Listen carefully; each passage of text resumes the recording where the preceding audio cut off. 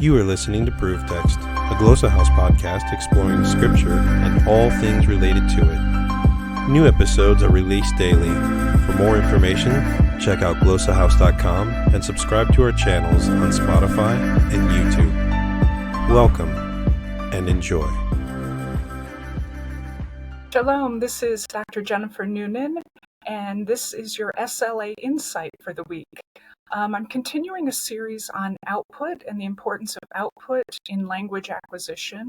In previous episodes, I've talked about the mental processes involved in producing output, the output hypothesis, and I'm now working through some of the things that output helps promote in terms of language acquisition and how it contributes, especially in a refining role, in language acquisition.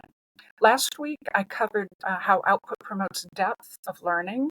And this episode, I want to talk about how output promotes automaticity. And so I'm going to be talking a lot about automaticity, but I hope you'll see how output can contribute to this important aspect of language acquisition also. So automaticity is how you process language and you do it quickly without thinking. You can do it automatically. You do it oftentimes more precisely and accurately.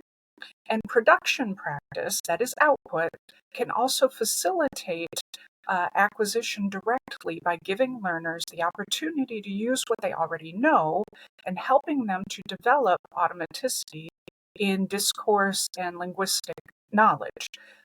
What it boils down to is more exposures to the language and more opportunities to work with the language, because automaticity is built on frequency and receiving, using, speaking, writing, listening, reading the language more often will contribute to more rapid processing or automaticity. So I'm going to use an example here, kind of an extended metaphor to help you understand what's going on with automaticity. The analogy is not perfect, but I think it will help you understand what happens with automaticity and how it works. So I think of automaticity in your brain like a well-worn path. And so I have visualized here in my mind an old farm truck driving along this dirt path with two clear paths for each set of tires and maybe a little grass in the middle. Thinking about how you have learned and used a word in your native language. I'm going to assume English. So we're going to talk like, for example, the word church. It's a word that you use fairly regularly, maybe once a day on average. Some days you don't use it at all, perhaps. Some days you use it multiple times. So we'll just, for sake of argument, say you use it once a day. Read it, speak it, hear it, something. And so you drive that old pickup down the path once a day. And each day you just maintain the path. You keep it going and you don't have to think about it. The path is there. It's well worn. It's been used. You've seen everything on both sides every day. You know how it goes. Every now and then you might hit a rock, but it's not a big deal. You know where to go. You don't have to think about it. And that's the point of automaticity. So you say church every day, up and down that path, and you maintain the path. And this, again, kind of represents the path in your brain of how you're using and accessing the word church. So if you're using it 365 times a year, once a day, that's 3,650 times by the time you're 10 years old. By the time you're 40 years old, you have driven that path 14,600 times. That path is set. You know where it's going, you know how to use it, you don't have to think about it. Now, let's imagine that you start learning a second language. And in Latin, you learn that the word for church is ecclesia. Somebody teaches it to you, and you have to now create a new path. You can't use the old one because that's going to take you to church. The other path is not well worn. And in fact, it's going by a tree you've never seen before. You got to go left of this tree. You got to go right of that bush. And oh my word, now we've got to talk declensions and endings and how do you use it if it's in the dative form. We're going out and around the pond now. this path is not well worn. You don't know it. You don't understand how it's working. This is not automaticity at all. So you've got somebody to show you the path, a teacher, a book that's going to take you along that winding path out and around. You do it again the next day, and you can see the tire tracks where you went. The grass is a little beaten down, so you're going along. But let's say you don't use it again for another week or two. You come back and you're completely lost. The tire tracks are gone, the grass has grown up again, and so you've got to almost start from scratch again. You don't have the automaticity you need. And again, automaticity is built on frequency. And so you try doing it again, but you're working against these thousands of times you've traversed the other path that you know well, that's well worn, and you want to take that path. It's easy, you know it. It's automatic. You don't have to think about it.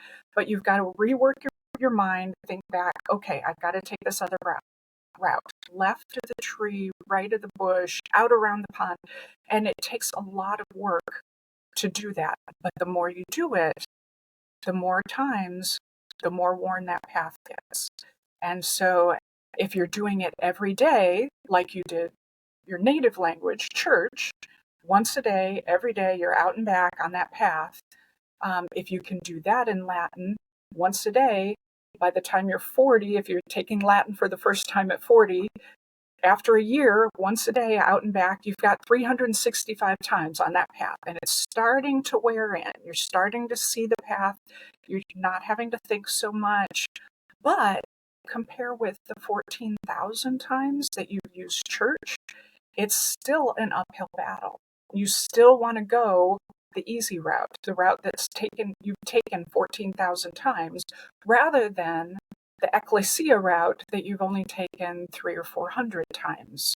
And so this is the battle that we have with automaticity and learning a new language. And this is not true just of vocab, although that's the example I just used, but grammar and syntax also have their own paths, their own neural pathways in your brain of how do you use this language? How does it work? And so the more often you use it, the more well-worn that path gets, the easier it gets, the more automatic it becomes. And that's the point. And so we want to provide as many opportunities as possible to wear that path, to make it usable, to make it easier, to make it more of a no-brainer. And it just takes frequency. It takes time over and over and over again using that path to get it well worn. And so my point today is that output is going to give you that many more times on the path. It's one of the ways that output can help promote automaticity. Yes, you can wear that path just by receiving the language, just by reading it, just by hearing it. But if you use it for all four skills, the path gets more worn, and it takes more effort to retrieve. If you have somebody guiding you on the path, if you just have to recognize, oh yeah, this is the right bush, this is the right tree, that's the pond I go around, I got it. But if you have to do it by yourself and retrieve it, you're going to learn it that much deeper. It's almost like going twice on the path because you've had to work that much harder. Now, I have to go left of the tree, right of the bush, and doing that, as I talked about in my last episode, is promoting more depth of knowledge. But even if you're not promoting depth of knowledge, just doing one more time on the path is going to get you that closer to developing your automaticity in the language. So, output helps promote acquisition through encouraging automaticity. It provides one more, or sometimes the equivalent of two, if you have to really work at it, to remember that word on the path to developing automaticity and wearing that path, and in this case, mental path, the neurons connecting in your brain.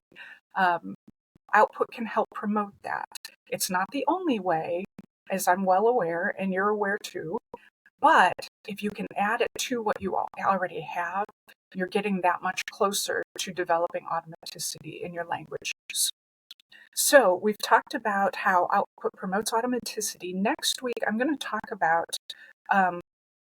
how output can promote, excuse me, how output can promote interaction, and how interaction is so important for developing acquisition. So until then, I hope you have a great week. Interested in growing your ancient language skills but not sure where to start? Glossa House can help. From illustrated readers and short stories to lexicons and grammars, Glossa House offers a variety of resources for beginning, intermediate, and experienced ancient language learners.